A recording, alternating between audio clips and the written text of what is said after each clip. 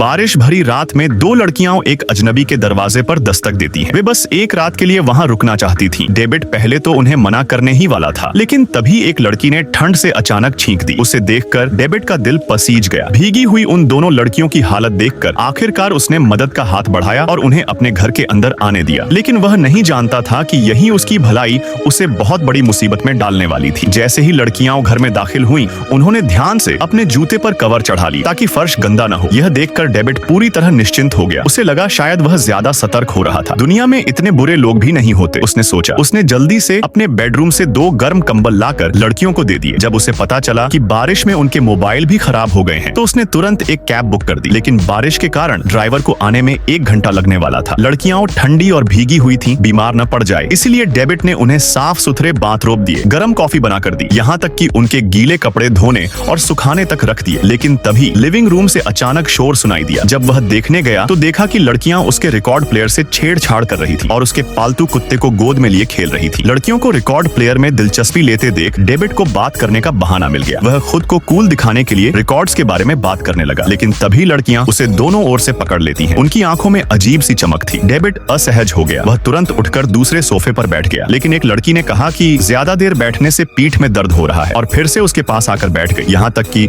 उसका हाथ उसके कंधे पर रख दिया। अब डेविड को शक हुआ कि शायद इनका इरादा कुछ और ही है। वह फिर से उठकर दूसरी जगह बैठा, लेकिन लड़कियां फिर पीछे पीछे आ गईं। बार बार उनका इतना पास आना उसे असहज करने लगा, इसलिए उसने ध्यान भटकाने के लिए रिकॉर्ड प्लेयर पर संगीत चला दिया। लेकिन जैसे ही म्यूजिक शुरू हुआ, एक सुनहरी बालों वाली लड़की उसके सामने सेक्सी डांस करने लगी। अगर उसका आत्मसंयम मजबूत न होता तो शायद वह उसी समय फंस जाता। तभी जब वे उसे डांस में खींचने लगी, तभी मोबाइल पर कैब के पहुंचने का नोटिफिकेशन आया। लड़कियां रुक गईं। उन्हें जल्दी भेजने के लिए डेविड दौड़कर उनके कपड़े सुखाने की मशीन से निकाले और बाथरूम की ओर ले गया। लेकिन बाथरूम का दरवाजा बंद था और लड़कियां बाहर नहीं आ रही थी। उसे डर था कि कैब चला न जाए, इसलिए उसने अपनी आंखें बंद की और बाथरूम में झांक कर उन्हें बुलाने गया। लेकिन यह कदम मानो शेर के मुंह में हाथ डालना था। दोनों लड़कियों ने उसे पकड़ लिया। आखिरकार डेविड खुद को नहीं रोक सका और उनके जाल में फंस गया। अगली सुबह जब उसकी नींद खुली तो देखा कि दोनों लड़कियां गायब थीं।